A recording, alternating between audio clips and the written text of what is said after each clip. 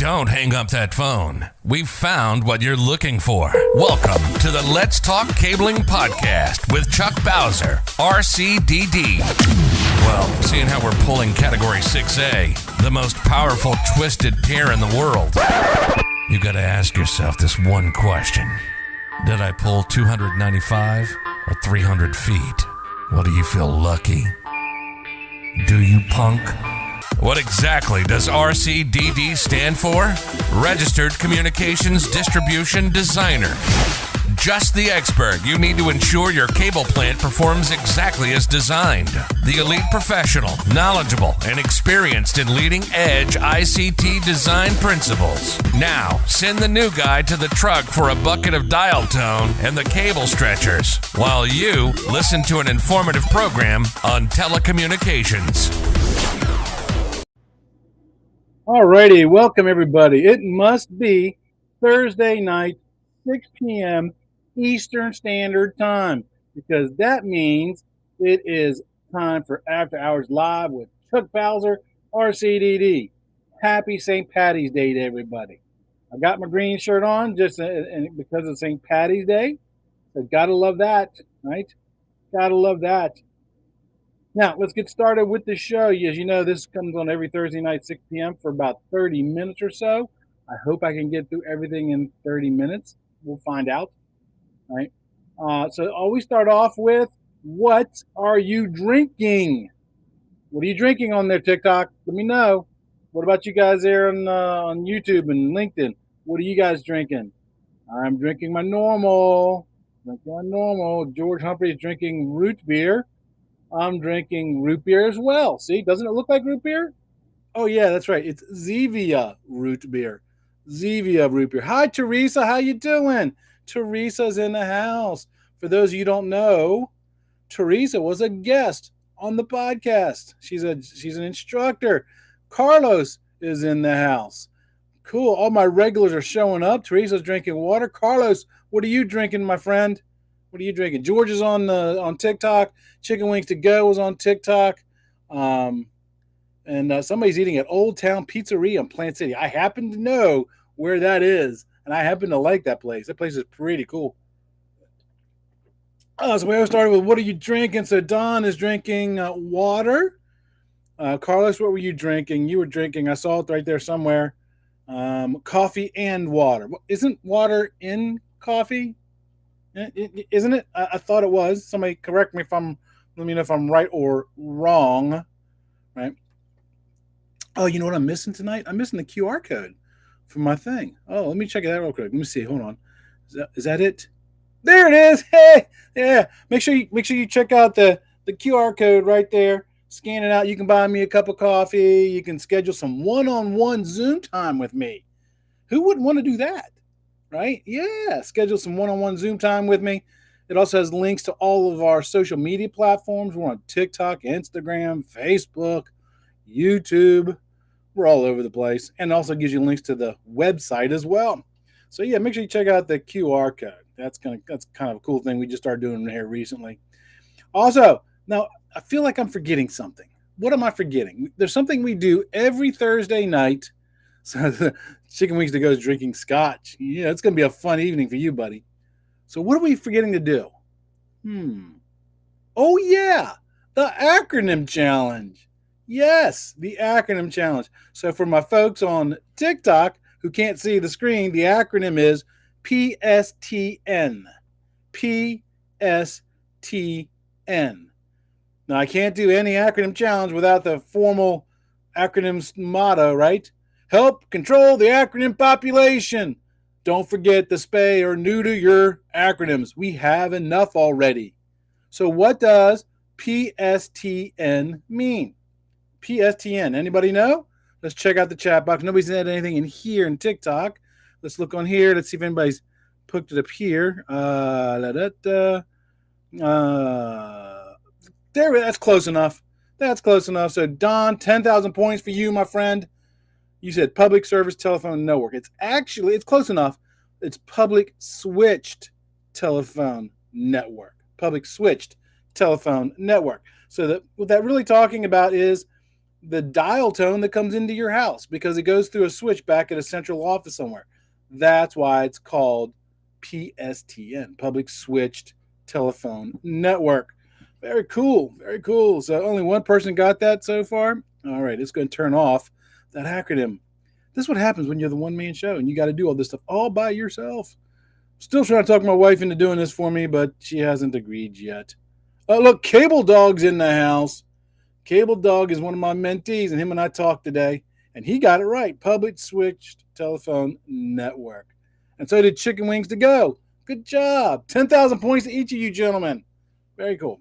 Now, I just started doing something new on the After Hours live stream, right? And that new thing that I'm doing is I'm also doing a motivational thing, right? So here's the motivational saying for today. Don't let what you cannot do interfere with what you can do. Don't let what you cannot do interfere with what you can do.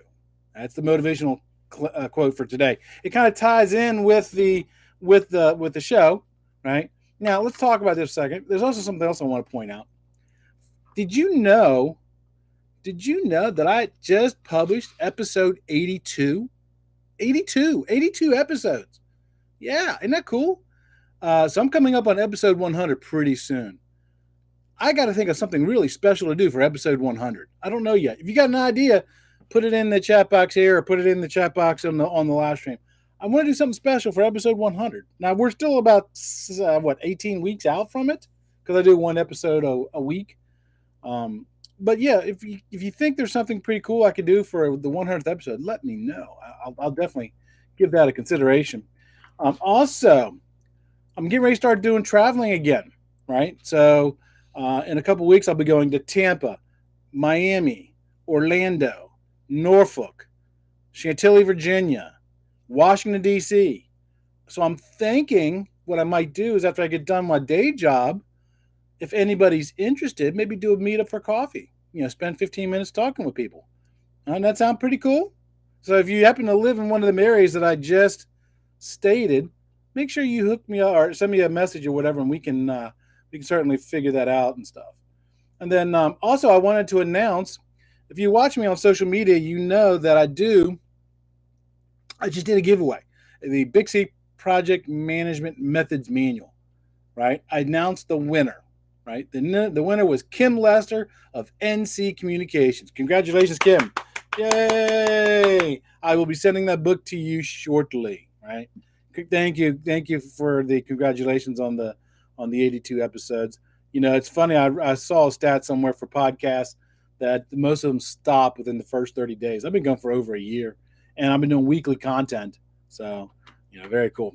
I just love doing it. I love doing it because I get feedback from you guys, and then I can help answer your questions and make your lives a little bit better. So that's why I've got a passion for this, right? So now let's go to the questions. So the first question comes from Ahmad, and he sent this to me via LinkedIn. And he says, I was promoted within the company to being an assistant estimator, and I used to be a foreman. The people who surround me are way much smarter than me. I feel like an imposter. What can I do? So Ahmad feels like an imposter. So first, we got to talk about what is imposter syndrome. Imposter syndrome means that you're setting out to do something that you feel called to do. And when it comes time to deliver, you hear that negative voice in your head saying, you're not good enough to do this. Why are you doing this? They're smarter than you. That's imposter syndrome, right? So let me tell you this. Everybody suffers from imposter syndrome. Everybody suffers from imposter syndrome. Even me. When I became to be an instructor at my current day job 11 years ago. And so they hired me on. I went out there and the corporate, and they showed me the curriculum and stuff. And I saw there was a bunch of fiber hands-on stuff. And I said, look, let me tell you, I've done fiber, but it's been 10 years since I've touched fiber, right? So I felt kind of like an imposter there. But they trained me and got me up to speed pretty quickly, right? When I first started this podcast, I felt like an imposter. Why should you guys follow me, right? I'm just an old cable guy, right? So I feel like an imposter sometimes when doing this. I mean, I might be really strong in things like installation and certification and project management and stuff, but there's areas in this industry that I'm weak, right? Like distributed antenna systems, building automation systems, security, fire alarm. I'm weak in those areas. I'm a cable guy. But you know what? If somebody hits me with one of those questions, I know people in those areas. And if it's a great enough question, which most questions usually are, I will research it and I will find you the answer, right? Right. So there are people. There's way more people out there that are way more accomplished than me, and guess what? They have the same feelings. There's people in your industry, in your office right now, who are in positions above you, and they feel like imposters sometimes. So it's a normal feeling, right? So what is an imposter? An imposter is somebody who misrepresents their abilities. For example, they might have lied on their resume or lied during their interview, right? That's an imposter. So if you've done that, then you should have imposter syndrome. There's 4 ways to avoid having imposter syndrome. And those 4 ways, I'm sorry, I was doing it to TikTok, not to both of you guys. Number 1, share who you are authentically, right? Like I did when I first got hired on by my company. I told them, look, I'm great with codes and standards and copper. Fiber, I'm not quite so strong on. I shared with them who I was authentically, right? I told them where I've been. I've done fiber. I've designed fiber. So I showed with them where I was at. That's step number 2. Then the third step is, here's where I am now. If you want me to teach that fiber hands-on portion, I'm probably going to need some instruction, right? And then also the 4th step is I showed them that my hopes and plans for being a great fiber instructor, right? So those are the 4 steps to help you get rid of those feelings of being an imposter. Now, if you got hired or if you're being promoted and you represented yourself accurately, you should rejoice in the fact that your supervisor or your potential new employer saw something in you. They saw something in you to offer you that position, right? Maybe maybe the reason they offered you that position is because you are going to bring a fresh perspective on the stuff that they're working on. They've already got a bunch of people to think one way. That's called groupthink, if you didn't know that. They want somebody fresh in with a fresh set of eyes to help them think outside the box. You might have strengths that the rest of the team might be weak in, right? Maybe fire alarm systems, but nobody in the company knows fire alarm. I got a perfect example. My best friend at where I worked during the day, they brought him in. He was really strong in AV. We brought him on because he was strong in AV because none of us really knew AV that well, right? Just remember this. This is really important. They chose you for that position, right? They chose you. So you should have no feelings of being an imposter, right? If you're not an imposter and you did misrepresent yourself, you're good to go. Just remember this. You are valuable. You are credible because they hired you. They put you in that position, right? As long as you didn't misrepresent yourself, you are golden. So if you suffer from imposter syndrome, you're probably asking yourself, who am I to do this? Well, who's anybody to do anything, right? Think about that. With the right mindset, that's why I always preach, be a constant learner, be a constant learner, because anybody can do anything. I'll say that again. Anybody can do anything. You just got to put your mind to it, right? You just got to put your mind to it. Now, you're always going to suffer from imposter syndrome from time to time because anytime that you step outside of your comfort zone, you're going to feel like an imposter. You will. Like for right now, if I was just I was browsing through something posted up it came in my email box. I don't know why recruiters send me stuff because I'm not looking for a job. I love my job. But I get recruiters from time to time and they shot me this thing. I'm like, yeah, even if I was looking, I wouldn't take that because I'm not really good in that area, right? Again, I know my strengths and my weaknesses. So if I were to go there, I would feel like an imposter because I would be outside of my comfort zone. I would venture to say that if you don't suffer from imposter syndrome from time to time, that you're doing something wrong. You are doing something wrong. When you're suffering from imposter syndrome, that means you're reaching outside your sphere of influence. You're reaching outside your comfort zone and you're learning. You're learning. Step out. And here's the thing. When you step outside your comfort zone and you feel that imposter syndrome, and you do that job, that task, whatever it is, and then you do it right, you gain confidence. And then the next time you gain more confidence. And then the next time you gain more confidence. So imposter syndrome is a good thing, right? It's just you're being honest with yourself. Next question comes from Sean, and this guy's on LinkedIn. He says, can you clarify the untwisting of the pairs while terminating the cables? How much do we untwist, and what happens if you untwist too much? Okay.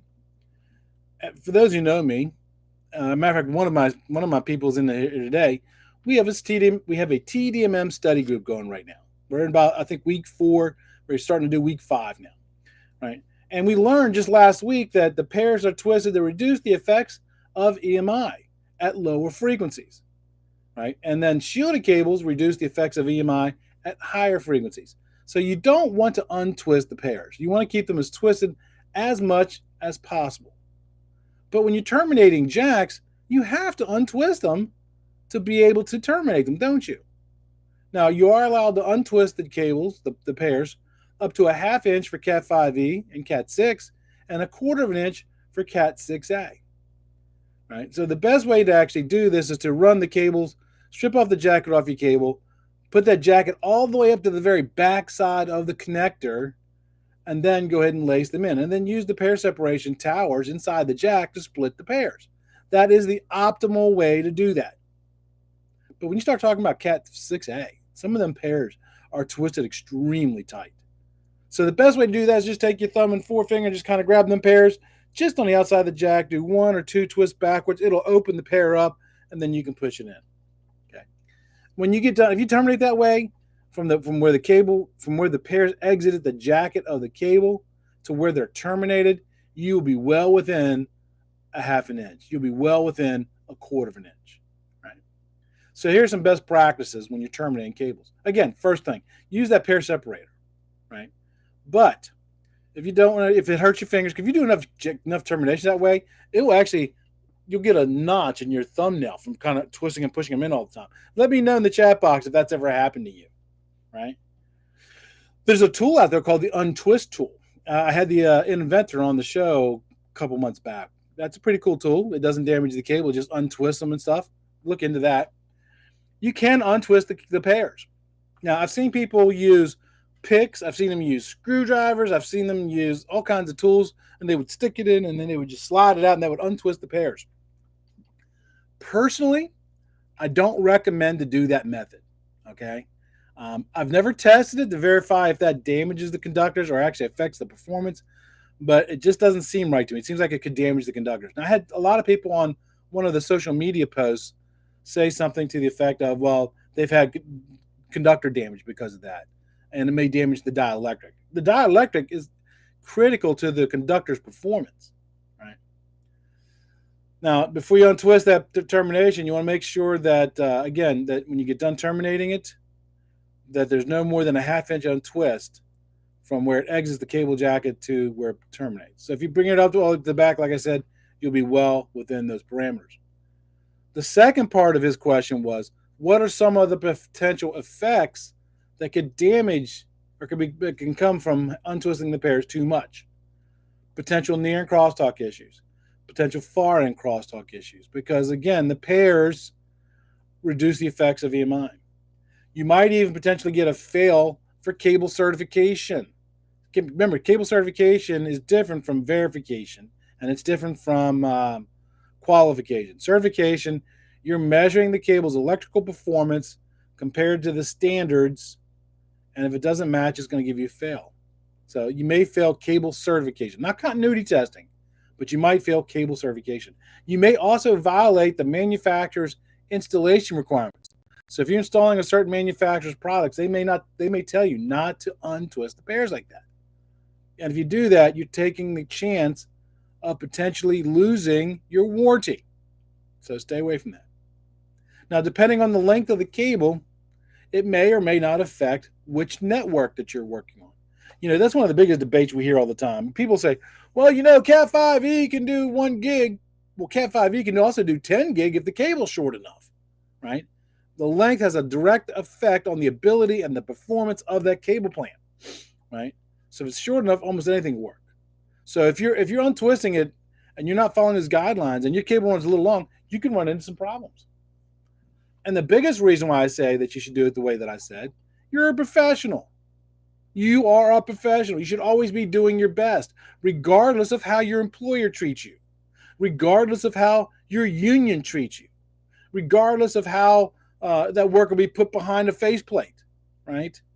Regardless if it's just residential work. You should always be doing your best because your work reflects directly on you. When somebody looks at that and they see it's done horrible, they don't go, oh, yeah, well, that was an ABC contracting job. No, it reflects on you. It reflects on you. Do it right. Okay, question number 3. Question number 3, this is from Sheila. She sent it to me via an email. And it says, I've been in the industry for 5 years. I need help to solve conflict that comes up all the time. We install a lot of shielded cable at our work. And there's a conflict between, do we bond one side or do we bond both sides of the cable? So she wants to know, do you bond one side or both sides of a shielded cable? What do you think? Put the answer in the chat box. Put the answer in the chat box on the live stream. What do you think? Do you bond one side or do you bond both sides? I'll give you a second. The true answer might surprise you, right? Now, so for example, if you bond one side of the cable, you're going to protect that cable from EMI sources at low frequencies, up to about 1 megahertz. So if that's where your interference is coming from, bonding one side will be sufficient, right? If you bond both sides, that's going to give you protection from EMI at higher frequencies. So keep that in mind. If you bond one side, you're only protecting EMI at low frequencies. If you bond both sides, you're protecting EMI at high frequencies as well. Right? Now, if you do bond both sides, you got to remember that you got to make sure that you guarantee the minimal potential differences between those two different ground connections on both sides of that cable. Right? My preference is to always bond both sides of a shielded cable, unless the manufacturer says otherwise. And here's why. I'm going to take out a piece of cable. I'm going to show you. Now, this is not a shielded cable, but we're going to pretend that it is. This is on the internet. If I only bond this side of the cable, right? If somewhere out here in the middle, an electrical cable falls out of the box, the J box, and comes down and starts, well, the electricity is looking for the shortest path to a ground. Well, the only way to the ground is back towards where it's connected to that ground. If you got both ends grounded, right, it doesn't matter where that hits, that transient voltage hits, because it's got a shortest path to the ground. So my preference is always going to be bond both sides. Bond both sides. What does that mean in the telecom room? That means make sure that you terminate that jack correctly, make that shield and that drain wire part of that termination process. Follow the manufacturer's instructions for that as well. Maintain that shield, maintain that drain wire, and make sure that rack is bonded to a ground. Okay. Now, this is not a bonding or grounding show, but make sure it gets bonded to a ground. And then at the work area outlet side, what you're going to want to do is you're going to want to make sure that you use a shielded patch cord. A shielded patch cord, when you plug it in, it's going to make connection with the shield through the connector, and then it'll pick up a bond to a ground on the other side through the chassis on the PC. Also, make sure the PC has a 3-prong electrical cable, right? Make sure they didn't cut that ground wire off. All right. Next question number 4. And this comes from Mina on LinkedIn. And he wants to know, is there a way to get the 14th edition of the TDMM for free? No, there's not. You got to pay for it. It's copyrighted material. So I suggest that if you know somebody has the 14th edition, that you don't make copies of it. It's copyrighted. Okay? If you want a copy of the 14th edition, go buy one or have your company buy one. I understand it's expensive. I understand it. Knowledge is expensive. But you know what's more expensive than knowledge? Stupidity.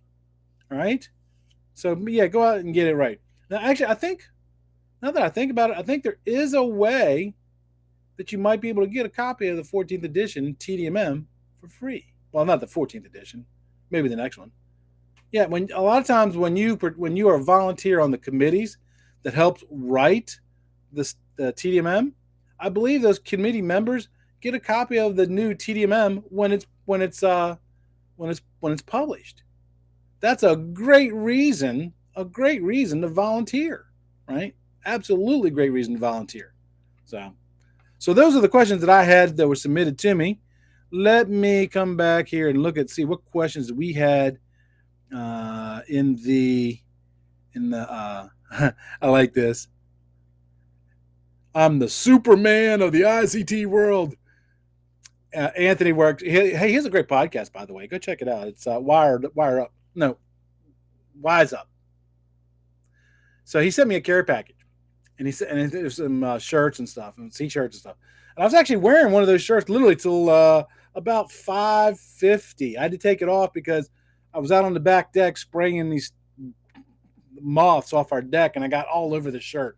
And there's no way I could wear it during the shirt because it would have been weird. So, alrighty. So Teresa has a good comment here. She says, you can't know everything, but you know where to go learn it. Or you can also know people who know it as well, right? So there we go.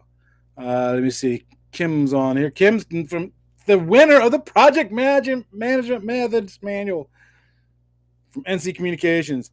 Will 568A configuration ever be eliminated since cable manufacturing favors beam? We cable a lot of federal and military bases. I can't really speak for that 100% accuracy, but my feeling is no. And I'll tell you why. The A wiring scheme, the blue and the orange pairs are in the very center of the jack. They're the pins 4 and 5 and 3 and 6, right? Those two pairs line up with the USOC wiring scheme. And a lot of houses, millions of houses in the United States, are still wired up with USOC wiring. So I seriously doubt they'll ever get rid of the A, right? Now, here's the ironic thing. Because there's so much, in fact, I'm doing a show tomorrow on Gennard Tools podcast, and we're talking 568 versus 568B. Make sure you check that out. So a while back, I did a show called Cable Myths, and I took a 100-foot piece of cable, I terminated 568A, I tested it, cut off those connectors, terminated 568B, tested it, and I compared the two test results side by side. Did you know that the A actually performed a little bit better than the B did? Yeah, not enough to worry about, but it did perform a little bit better. So I seriously doubt that we'll ever get rid of the A wiring scheme, right? And I love this comment from Don. Don says, your work is your reputation. That's a true statement, 100%. When I left a small little KSU company in Northern Virginia, it was TCI, Telecommunications Concepts Incorporated in Springfield, Virginia. And then I went to work for another company called Hinkles & McCoy. When I went to Hinkles & McCoy, 3 of my customers that I did work for followed me to the new company because they liked my work, right? They liked my work, right? So there you go. All right, let's see here. Anthony says, we're going to be raffling off Telecommunications Distribution Methods Manual, the 14th edition, next month. Check it out on the WiseUp newsletter. Oh, that is good information. So, yes, there is a potential way that you can get a free copy of the 14th edition TDMM. So make sure you check out WiseUp. They can help you out with that. Hey, I need to get you on the show too, by the way. So let's make that happen, right? All righty, what time is it? We are at our 30-minute mark. We're at 6:28. I don't see any additional questions coming in on the chat box there. Let me check the TikTok feed. See if we have I got to put on my safety glasses so the words don't fall off and hit me in the eye, right? If one end has a shielded patch cable connected to the PC, would that be considered bonded? Yes, absolutely would be. Where's another question? I know I saw one here coming earlier. Where is it? It was right before that one. Oh, any tips on studying for the state licensed low voltage exam? You know, a few minutes ago when I said that my expertise is cabling, my expertise is not getting a license in the States. So I don't there. And you should have told me what state you're in. Because if you told me what state you're in, then there's a chance that I might have been able to actually look that up for you and show you that. So I do know that some of the state exams out there focus more on HR issues and labor law, but I can't really say because you didn't say what state it was. So the WiseUp Components podcast, you can find their newsletter at newsletter.html. So there you go. And this one here, codeelectric.com. Dan, what is that? What is that a website to? I'm not familiar with that one. So, and then Teresa asked me, what state are you in? You're asking the person who asked that question, aren't you? Aren't you, Teresa? Because I know you're not asking me because I'm in Florida. Yeah. Yeah, they didn't say what state they're in. Let me flip back down and see if maybe they might have answered that. Nope, they didn't answer that. They must have bolted out of there. So, did you know on my live streams on Thursday nights, I typically have between 250 and 400 people between all the platforms? Yeah. Yeah. So that's why I'm still doing TikTok. And if I can get my old phone up and working, I'll be doing on Instagram, TikTok, YouTube, LinkedIn, and Facebook. That's 5 streams all at once. So yeah, if they answer me back, Teresa, would that be something that you might be able to give me an answer to? So Don says he got his license in Washington and he used the book on code-electric to learn the info. Now, is that one just for Washington, or is that website good for all states? Is that good for all states or just Washington? Let me know in the chat box. So, okay, we are at our 30-minute mark. I appreciate everybody being here. And until next time, remember, knowledge